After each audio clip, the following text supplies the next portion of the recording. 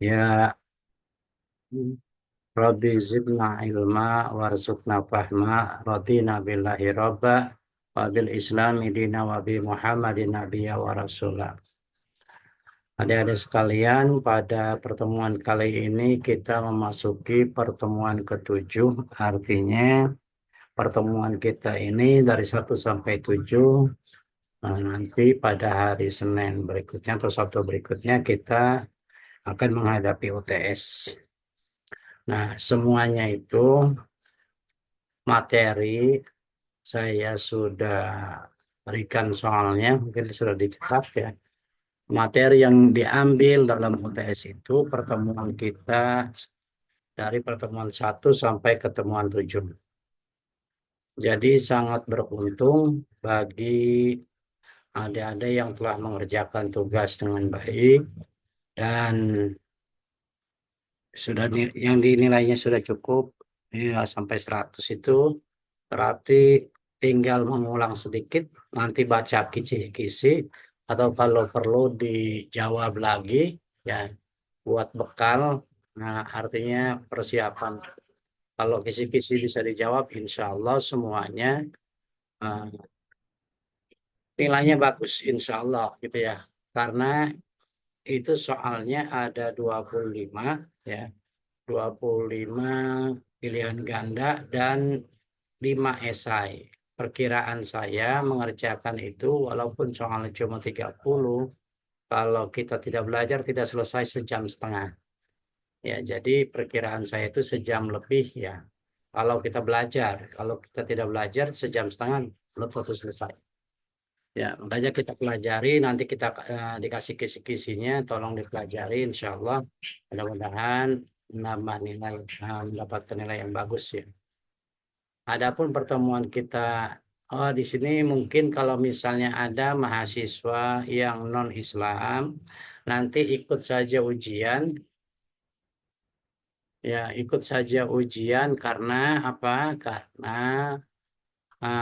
kemarin ada teman-teman yang non-Islam juga, saya suruh minta ujian di gereja, ternyata mereka sudah pada tidak bisa ya, karena sudah selesai ulangan menurut beliau gitu ya. Jadi ikut saja nanti untuk mendapatkan nilai. Nah, adapun ujian kita itu sifatnya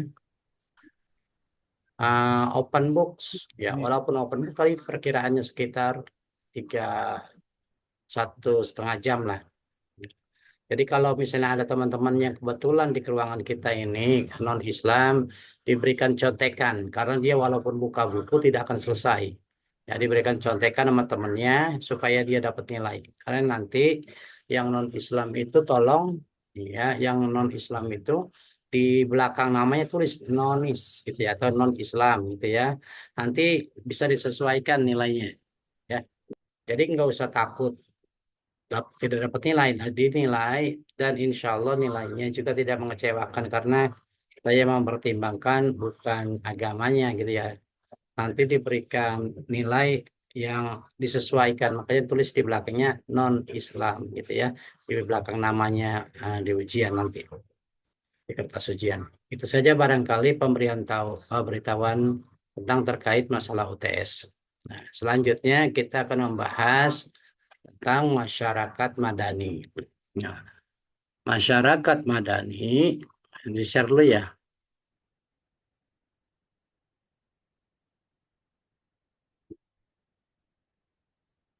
Masyarakat madani disebut juga masyarakat perkotaan. Masyarakat yang memiliki budaya tinggi. Gitu ya. Rame-rame dibicarakan masyarakat madani itu pada saat orasi ilmiah Bapak ah, Perdana Menteri Malaysia, yaitu Bapak Dato Sri Anwar Ibrahim dalam ceramahnya dalam Simposium Nasional Indonesia di Masjid Istiqlal pada tanggal 26 September tahun 1995 ya di Jakarta. Beliau mengajak seluruh umat Islam ya, terutama negara yang mayoritas Islam untuk memberikan pembelajaran tentang masyarakat madani. Nah, masyarakat madani ini sebenarnya bukan gagasan Dato Sri Ibrahim. Masyarakat Madani ini sebenarnya sudah dipakai oleh baginda Rasul ketika beliau hijrah dari Mekah ke Madinah, dan pada saat beliau memimpin masyarakat Madinah, ya makanya diganti. Ya, dulu nama kotanya itu Yasrib. Nah, setelah baginda Rasul dipimpin menjadi presiden lah kalau sekarang itu, pemimpin di kota Madinah sebagai tokoh yang sangat dihormati, beliau eh, mengubah nama kota Yasrib itu menjadi Madinatul Munawwarah. Ya, kota yang penuh dengan cahaya, karena di situ ada cahaya kerasulan, cahaya kenabian baginda Rasul itu sendiri, gitu ya. Yang kedua, masyarakat di situ sudah bertauhid dan berilmu. Artinya baginda Rasul pada saat di Mekah itu masih banyak yang jahiliyah. Artinya banyak yang belum bertauhid, tataran kehidupannya masih belum menggunakan ilmu, makanya disebut jahiliyah, ya. Kalau sudah di Madinah sudah mulai tertata karena di situ sudah bertauhid, masyarakatnya berada, beribadah. Lalu oleh baginda Rasul dipimpin, nanti melanjutkan dakwah yang tadinya di Mekah, di Madinah sudah tidak membicarakan tauhid lagi karena masyarakatnya sudah bertauhid, dan sudah berbicara tentang hablum minanas atau muamalah dalam arti luas, hubungan internasional, hubungan nasional, hubungan interaksi antara umat beragama, umat seagama, dan umat sebangsa, gitu ya. Nah, pada saat itu di Madinah sudah ada 4 agama, ya, yaitu agama Islam, agama Majusi, agama Nasrani, dan agama Yahudi. Agama Majusi itu agama penyembah api. Lalu demi kondusif suasana yang di saat itu, karena terkenal orang Arab itu bersuku-suku, ya bersuku-suku dan saling mengutamakan sukunya masing-masing. Nah, supaya suasana kondusif, lalu baginda Rasul mengajak para tokoh-tokoh agama tersebut, ya tokoh agama Islam, ya Rasulullah dan para sahabat, tokoh agama Majusi dan tokoh agama Nasrani dan Yahudi, semuanya berkumpul untuk mencapai ke sebuah sepakatan yang harus ditaati bareng-bareng, ya. Nah, yang intinya saling menghormati satu sama lain, artinya walaupun berbeda suku, berbeda agama tetap bersatu, saling berinteraksi secara sehat, gitu ya, tanpa adanya gontok-gontokan atau saling bermusuh-musuhan. Lalu dibuatlah namanya dengan nama Piagam Madinah atau Madinah Charter, ya. Nah, di dalam piagam Madinah itu intinya itu saling menghormati, saling menghargai, ada kesamaan di dalam hukum. Nanti akan dijelaskan, ada catatan tentang piagam Madinah. Nah, lalu bagaimana kaitannya dengan eh, negara Indonesia? Negara Indonesia itu satu-satunya negara yang mencontoh model pemerintahan baginda Rasul Muhammad SAW. Karena apa? Karena sebelum persiapan kemerdekaan, ya, karena memang Indonesia adalah negara yang sudah mempunyai kerajaan sebelum baginda Rasul lahir, artinya sudah punya tatanan hukum dan kehidupan yang saling menghormati, saling menghargai pada saat itu, ya. Karena kan udah terkenal di Indonesia itu pada tahun 300 sebelum Masehi, ya, 300 setelah Masehi maksudnya, itu sudah ada kerajaan besar di Indonesia, ya. Nah, kerajaan-kerajaan besar, ya, kemudian tatanan hidupnya sudah rapi, saling menghormati, saling menghargai di Indonesia sudah terkenal, gotong royong sudah terkenal. Nah, makanya pada saat Indonesia mau memerdekakan diri, ya, menamakan dirinya sebagai Indonesia, dibentuklah sebuah panitia persiapan kemerdekaan negara Republik Indonesia. Nah, dibuat persiapan kemerdekaan negara Indonesia ini diwakili oleh tokoh-tokoh ulama, ya, tokoh ulama lintas agama, baik agama Islam yang diwakili oleh Muhammadiyah, oleh NU, oleh Persis, dan tokoh agama-agama lainnya, serta tokoh nasional. Nah, Di dalam tiga tokoh ini ya secara garis besar tokoh agama, tokoh nasional ya itu dan tokoh lintas agama bersepakat ya karena kita sudah punya Piagam Jakarta. Piagam Jakarta itu merupakan saduran daripada Piagam Madinah. Piagam Jakarta itu isinya merupakan saduran daripada Piagam Madinah. Lalu, para pendiri negara Indonesia ini sepakat Piagam Jakarta itu dijadikan pembukaan Undang-Undang Dasar 45. Kalau yang membaca Undang-Undang Dasar 45, tidak lebih itu isinya sama dengan Piagam Madinah. Ya. Terus juga di dalam pembukaan Undang-Undang Dasar 45 itu kemudian diperas, disingkat isinya menjadi Pancasila.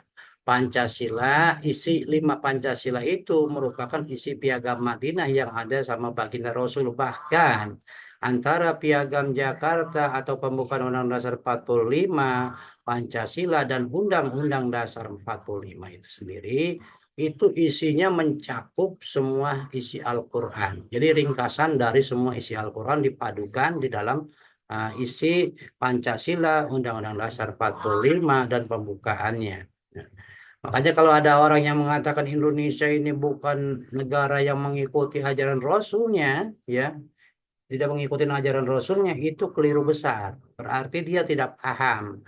Belajar agamanya belum dalam, belum paham tentang makna Pancasila Undang-Undang Dasar 45 secara dalam. Itu biasanya orang-orang pendatang baru yang mengatakan Indonesia itu negara togut, tidak mengikuti ajaran Rasulullah Shallallahu Alaihi Wasallam, tidak mengikuti ajaran Rasul. Ya, itu ya kalau kita lihat dari isi pembukaan Undang-Undang Dasar 45 Pancasila dan Undang-Undang Dasar 45 itu sendiri isinya adalah Quran ya. Isinya Quran. Contoh yang saya baca di dalam Pancasila itu Qul huwallahu ahad.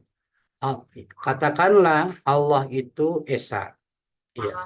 Itu Pancasila ketuhanan yang Maha Esa. Kemanusiaan yang adil dan beradab ini ada 3 ayat. Kemanusiaan, adil dan beradab. Kemanusiaan itu termasuk hablum minan nas ayatnya ya. Saling tolong menolong, saling menghargai dan lain sebagainya. Antara manusia yang satu, manusia yang lainnya. Terus juga tentang keadilan. Kemanusiaan yang adil itu artinya kita harus punya keadilan. Idilu huwa aqrabu littaqwa. Itu ayatnya itu. Ya. Terus beradab keilmuan kemarin kita sudah bahas tentang keilmuan ya betapa Islam sangat menghormati ilmu gitu. Peradaban ya sehingga di Indonesia mah bekas-bekas itu sejarah itu tidak dihilangkan karena itu merupakan bagian dari peradaban ya terus karena kalau negara tidak punya sejarah dia akan mudah dikoyak oleh bangsa lain makanya di Indonesia diabadikan sejarah dari zaman berdirinya dari sebelum eh, Masehi sampai sekarang ini semua situs-situs sejarah itu dipelihara oleh bangsa Indonesia. Sehingga dari sejarah itu kita bisa membaca dari mana asalnya eh, orang Nusantara itu. Tahun berapa orang Nusantara itu mempunyai peradaban yang sangat tinggi. Itu ya. Dan lain sebagainya. Nah, dari itu ada sekalian harus dipahami nanti kalau ada orang yang mengatakan Indonesia itu negara yang tidak mengikuti ajaran agama Islam ya atau tidak mengikuti ajaran Nabi Muhammad SAW itu keliru besar. Ya, keliru besar dia berarti ngopinya bahasa anak sekarang kurang jauh gitu ya. Karena isi dari semua itu adalah isi Quran, terutama di dalam surat Al-Hujurat yang sangat jelas itu ya. Terus sila persatuan Indonesia itu wa'tasimu bihablillahi jami'a wa la tafarraqu. Terus kerakyatan yang dipimpin oleh hikmah itu ada beberapa ayat yang saya ambil di sini adalah wasyawirhum bil amr gitu. Bermusyawarahlah kamu dalam segala urusan. Apabila kaidah azam tawakal Allah apabila kamu sudah mendapat kesepakatan maka bertawakallah kepada Allah. Terus keadilan sosial bagi seluruh rakyat Indonesia tadi. Idilu wa aqrabul taqwa berlaku adilah kamu kepada semua manusia karena keadilan itu akan mendekatkan diri kamu kepada Tuhan yang Maha Kuasa. Gitu gambaran tentang uh, masyarakat madani yang pernah dipimpin oleh baginda Rasul. Kemudian Indonesia merupakan satu-satunya negara yang mencontoh model pemerintahan yang ada di pada masa-masa pada masa kenabian. Gitu. Terus ada sekalian, nah konsep masyarakat madani yang ada di dalam Al-Quran, yaitu konsep masyarakat madani dalam perspektif Islam mempunyai tiga jenis, yaitu masyarakat yang terbaik, masyarakat yang seimbang, umatan wasata, masyarakat yang moderat, umatan muqtasidah. Umatan wasata, ya umatan muqtasidah dalam surat Ali Imran ayat 110, kuntum khairu ummatin ukhrijat linnas, ta'muruna bil ma'ruf wa tanhauna 'anil munkar wa tu'minuna billah. Walau amana ahlul kitab lakana khairal lahum minhumul mu'minuna aw aktsaruhumul fasiqun. Jadi kamu adalah umat yang terbaik untuk seluruh umat manusia. Kamu menyuruh kepada yang ma'ruf, yang baik, mencegah kepada yang mungkar, yang tidak diridhai oleh Allah untuk beriman kepada Allah. Apabila ada ahli kita beriman, itu lebih baik buat mereka. Dan apabila tapi ada mereka, ada yang beriman di antara mereka, kebanyakan mereka orang-orang fasik. Fasik itu artinya beriman tapi masih mengerjakan perbuatan dosa. Nah, di dalam yang kedua, dalil yang kedua itu adalah surat Al-Baqarah ayat 143, umatan wasata. Yang artinya, dan demikian kami menjadikan umat Islam sebagai umat yang adil dan sebagai saksi perbuatan mereka. Dan Rasul adalah saksi dari perbuatan kami. Gitu ya. Terus ada lagi dalil yang ketiga, umatan muqtasidah, ini yang artinya dan mereka menjalankan Taurat, Injil, dan Al-Quran yang diturunkan Tuhannya. Mereka mendapat makanan dari atas dan dari bawah. Di antara mereka ada golongan pertengahan. Alangkah buruk yang dikerjakan mereka. Nah, ini ada di sekalian penjelasan tentang ayat tadi. Ya, bangsa konsep khairu ummah adalah konsep masyarakat yang ideal. Mereka ditugasi untuk mengembangkan beberapa fungsi, diantaranya menyerukan kepada yang baik dan mencegah kepada kemungkaran. Apabila ada yang berselisih paham gitu ya, maka hendaklah diselesaikan dengan musyawarah gitu ya. Terus ada lagi konsep umatan wasato menjelaskan bahwa masyarakat yang seimbang adalah masyarakat yang berada di posisi tengah-tengah.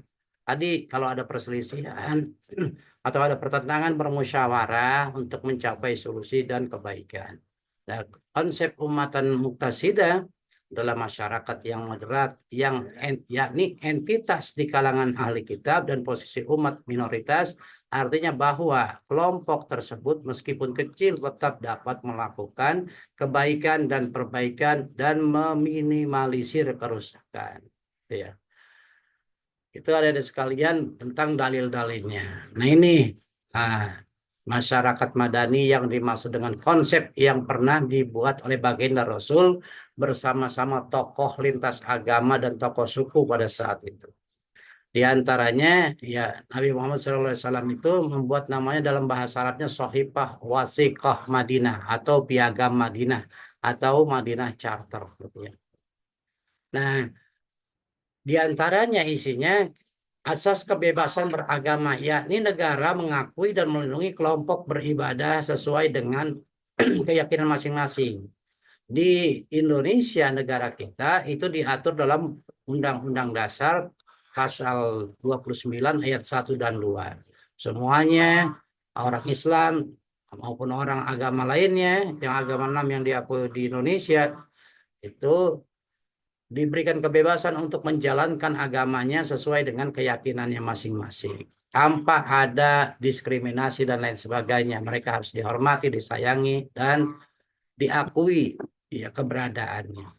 Yang kedua, asas persamaan, yakni semua orang mempunyai kedudukan yang sama sebagai anggota masyarakat atau saling membantu dan tidak boleh memperlakukan orang lain dengan buruk. Saling menghormati, saling menghargai, saling bergotong royong dalam kebaikan. Jangan bergotong royong dalam kesalahan. Yang ketiga adalah asas kebersamaan. Anggota masyarakat memiliki hak dan kewajiban yang sama kepada negara. Ini semuanya telah diatur di dalam undang-undang. Ya. Ya, kita diberikan oleh negara, diberikan hak kita, hak mendapatkan pendidikan, hak mendapatkan pekerjaan, hak mendapatkan pelayanan kesehatan, dan lain-lain. Banyak ya. Bahkan ada pemerintah yang mendapatkan, apa istilahnya, program pemerintah yang memberikan BPJS Kesehatan secara gratis ya sampai saat ini, dan pendidikan gratis dari mulai SD sampai perguruan tinggi juga ada yang negeri ya. Emang belum semuanya, swasta juga belum semuanya, cuma diberikan ya sumbangan, beberapa sumbangan kecil dari ya, tapi sangat bermanfaat gitu ya dari negara gitu ya. Semuanya itu ya usaha dari negara untuk mensejahterakan dan memenuhi hak-hak warga negara.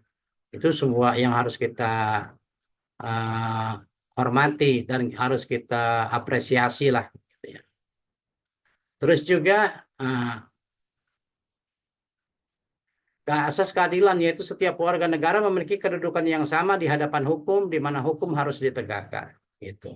Di negara kita, apalagi sekarang ini kelihatan ya, mantan menteri, mantan pejabat dihukum karena kesalahannya, demikian juga rakyat kecil. Lalu kalau kita misalnya masih ada, ya masih ada eh, yang beranggapan bahwa hukum ke bawah itu lebih tajam hukum di Indonesia itu lebih tumpul ke atas, tajam ke bawah. Itu bukan hukumnya yang salah, bukan negaranya yang salah, tapi itu adalah oknum penegak hukumnya yang bersalah, dan orang yang terkena kasus itu yang bersalah. Karena kongko yang akhirnya mengeluarkan duit dan akhirnya hukum bisa dipermainkan, gitu ya.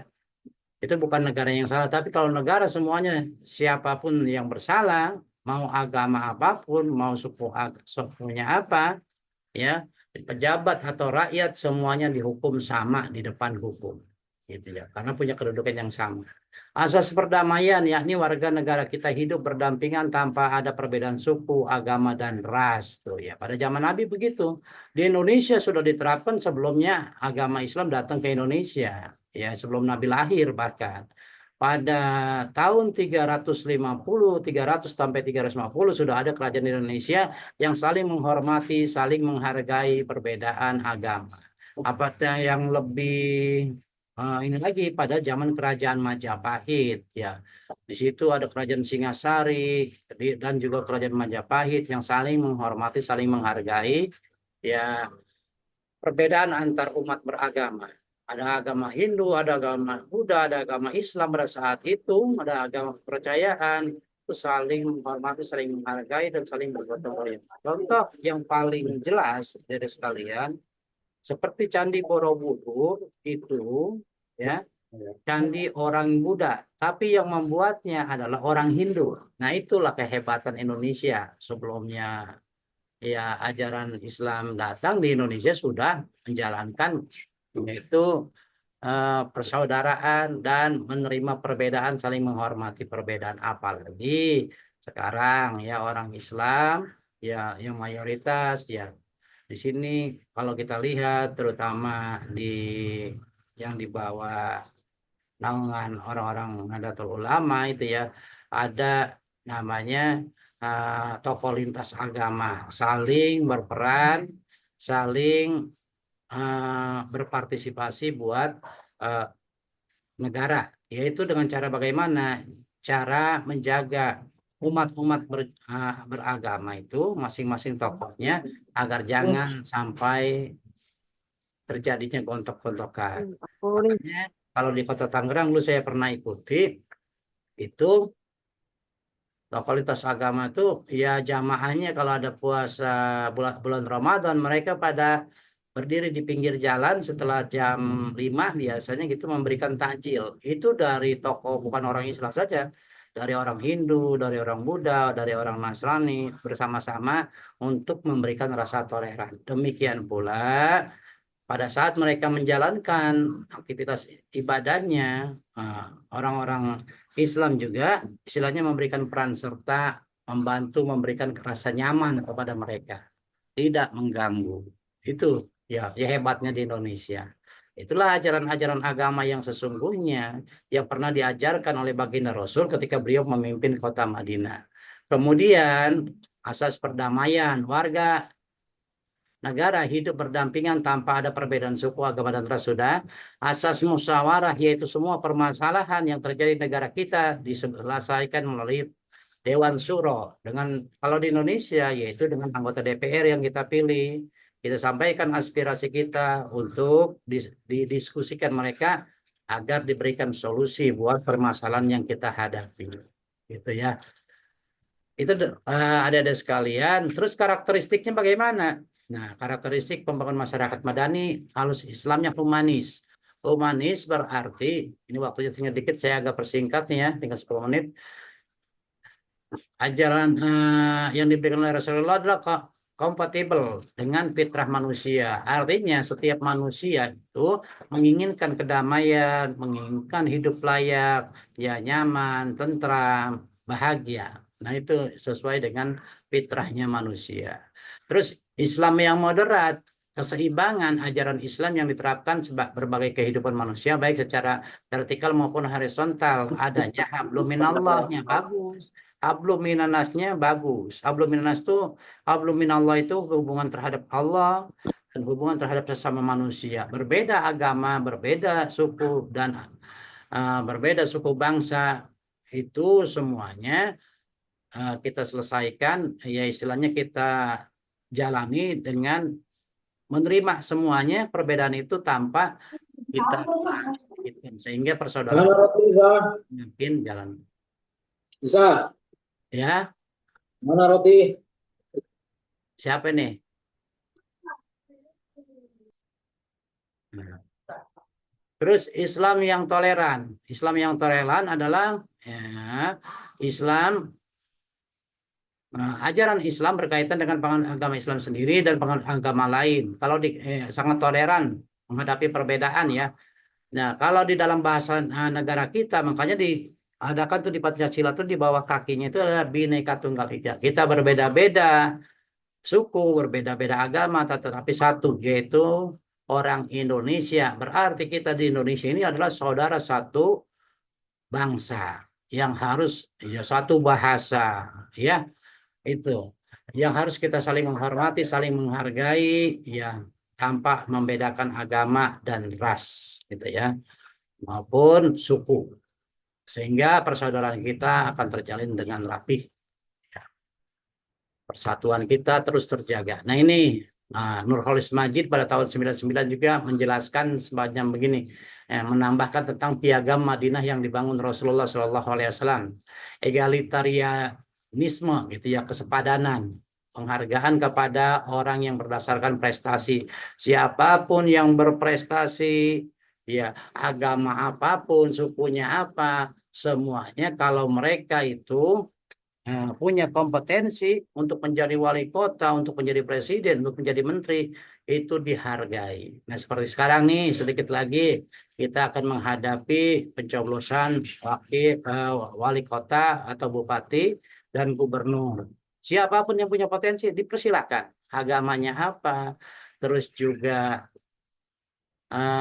sukunya apa, semuanya diberikan kebebasan, mendapatkan hak yang sama. Kita hargai siapa yang paling berprestasi, siapa yang paling baik, itulah yang kita pilih. Terus keterbukaan dan partisipasi aktif terhadap seluruh masyarakat, penegakan hukum dan keadilan, toleransi dan pluralisme, ya musyawarah dan lain sebagainya. Nah itu ada gambaran tentang proses masyarakat madani. Nah ini contoh-contohnya ya. Nah, ini di sini ada gambar perwakilan dari Islam, di sini ada biarawati, di sini ada ibu ustazah, semua berkumpul jadi satu demi untuk membangun persatuan dan kesatuan antar umat beragama dan antar anak bangsa, ya. Terus juga kalau kita semuanya dalam kondisi aman, ya tentram, tidak saling gontok-gontokan, maka kita akan nyaman beribadah. Dimanapun kita beribadah, di situ akan terasa nyaman. Terus di sini juga ya, di sini tuh doa umat Buddha Indonesia untuk memberikan membersihkan bumi pertiwi. Di sini diwakili oleh tokoh-tokoh dari Buddha, dari Islam, dari eh, istilahnya dari Hindu, ya, maupun dari tokoh-tokoh Protestan, semuanya Nasrani, semuanya berkumpul jadi satu untuk saling menghargai, saling menghormati satu sama lain. Jadi kita terasa indah kalau hidup, ya, nyaman, tentram, walaupun kita berbeda suku, berbeda agama. Kalau kita diatasi dengan kemanusiaan dan persaudaraan, maka hidup itu terasa indah. Ya. Demikian adik-adik sekalian, pertemuan kita pada sore hari ini, ya, saya cukupkan, ya. Saya tutup dengan membaca hamdalah alhamdulillahirabbil alamin wallahul muwaffiq ila aqwamit thoriq. Wassalamualaikum warahmatullahi wabarakatuh. Waalaikumsalam warahmatullahi Waalaikumsalam wabarakatuh. warahmatullahi Warahmatullahi wabarakatuh. Ya, wabarakatuh. jangan lupa tugas. Warahmatullahi wabarakatuh. Ya, setelah pertemuan ini, ya, silakan kerjakan tugas di pertemuan 7 supaya jangan sampai terlambat ini, ya, soal-soalnya, dan sama seperti meringkas video pembelajaran yang ada di e-kampus, di resum. Masih ada mahasiswa yang belum ngeresum. Nah, untuk kelas ini tadi saya belum sempat mengerjakan atau menilai. Saya ingin bertanya, Pak. Ya, silakan. Tugas 2 sampai seterusnya belum dinilai ya, Pak? Kalau yang kayaknya yang 3 udah dah. 1 sampai 3 sudah. Coba Saya nanti, belum, Pak. nanti saya cek, nanti saya cek Oh lagi. iya, Pak. Makasih ya. Iya, ya, nanti saya cek lagi. Nanti dinilai. Kalau di kelas lain sudah sampai tugas pertemuan keempat, sudah dinilai. Itu juga ada yang terlambat, ada yang maksudnya ada yang terlewat. Pertemuan duanya ada yang belum dinilai. Pas dicek, saya lihat benar belum dinilai, gitu ya. Ya karena, ya mohon maaf ya, karena memang ya keterbatasan waktu juga. Ini juga saya lagi nilai di tempat kampus lain tadi. Ya belum sempat ke. Ntar insya Allah setelah itu selesai, langsung di kelas hari Sabtu ini dinilai semuanya. Ya sampai Iya, minimal Pak. Nggak apa-apa. pertemuan 4. Terus ada lagi yang bertanya terkait dengan UTS. Ada yang agama lain tidak? Ada Pak, Ya, mana dia? Stefanus Wamiga. Siapa? Kayaknya kerja dia Pak, Oh, dia Stefanus enggak. Wamiga. Oh, dia izin ya. Ya nanti Iya, ini ini ya Sukmali ya, ketua kelas ya. iya Pak. Nah, nanti nanti satu saya pesan tadi saya belum share link itu absen, tolong diisi nanti ya di itu aja. Ini saya stop sharing dulu. Terus nanti temannya yang beragama Nasrani kalau nanya, ya, atau agama apa saja, Hindu boleh nggak apa-apa. Kalau misalnya dia bertanya dengan UTS itu, ikuti aja UTS. Nanti yang beragama Islam tolong memberikan contekan karena itu kan open book.